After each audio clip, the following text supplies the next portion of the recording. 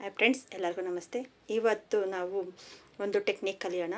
ಭಯ, ಆತಂಕ, ಕೋಪ ಇದನ್ನೆಲ್ಲ ನಮ್ಮ ಬೆರಳುಗಳಿಂದ, ಈ 5 ಬೆರಳುಗಳಿಂದ ಯಾವ ಥರ ಕಂಟ್ರೋಲ್ ಮಾಡೋದು ಅಂತ.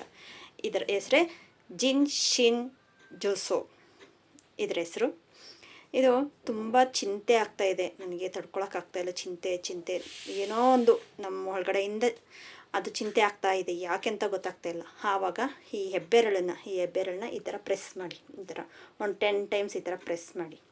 ಮತ್ತು ನಿಮಗೆ ತುಂಬ ಭಯ ಆಗ್ತಾಯಿದೆ, ಏನಾಗುತ್ತೋ ಏನೋ ಮುಂದೆ ಗೊತ್ತಿಲ್ಲ ಏನು ಅಂತ ಭಯ ಅನಿಸ್ತಾ ಇದ್ರೆಗನ ಈ ತೋರು ಬೆರಳನ್ನ ಈ ಥರ ಪ್ರೆಸ್ ಮಾಡಿ. ಅದು ಈ ಕೈ ಆದರೂ ಆಗಿರ್ಬೋದು, ಈ ಕೈ ಆದರೂ ಆಗಿರ್ಬೋದು, ಯಾವುದಾದ್ರೂ ಓಕೆನೆ. ತೋರು ಬೆರಳನ್ನ ಪ್ರೆಸ್ ಮಾಡಿ. ಮತ್ತು ಕೋಪ ಜಾಸ್ತಿ ಬರ್ತಾಯಿದೆ, ತಡ್ಕೊಳಕ್ಕಾಗ್ತಾಯಿಲ್ಲ. ಈ ಕೋಪನ ಯಾರ ಮೇಲೆ ತೋರಿಸ್ಕೊಳಕ್ಕಾಗ್ತಾಯಿಲ್ಲ.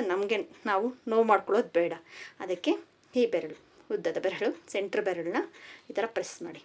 ಒಂದು 10 ಟೈಮ್ಸ್ ಈ ಥರ ಪ್ರೆಸ್ ಮಾಡಿ.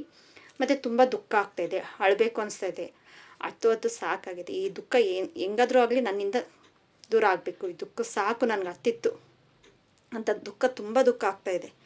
ಆವಾಗ ಈ ಉಂಗುರದ ಬೆರಳನ್ನ ಪ್ರೆಸ್ ಮಾಡಿ, ಈ ಥರ ಪ್ರೆಸ್ ಮಾಡಿ. ಮತ್ತು ಲಾಸ್ಟ್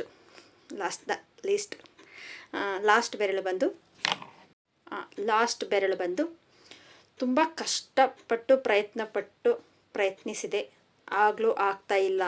ತುಂಬ ಕಷ್ಟಪಟ್ಟಿದ್ದೀನಿ, ಪ್ರಯತ್ನ ಮಾಡಿ ಸಾಕಾಗಿದೆ ನನಗೆ ಅಂದಾಗ ಟ್ರೆಸ್ಟ್ ಫೀಲ್ ಆಗುತ್ತೆ ನಮಗೆ. ಸಾಕಪ್ಪ, ಎಷ್ಟೋ ಕಷ್ಟಪಡೋದು ಅಂತ ಅನಿಸ್ದಾಗ ಆ ಬೆರಳು ಅಂತ ನಮ್ಮ ಮನಸ್ಸಿಗೆ ಅನಿಸ್ದಾಗ ಈ ಕಿರು ಬೆರಳನ್ನ ಈ ಥರ ಪ್ರೆಸ್ ಮಾಡಿ. ಆಗ ನಿಮಗೆ ಅದು ರಿಲೀಫ್ ಕೊಡುತ್ತೆ.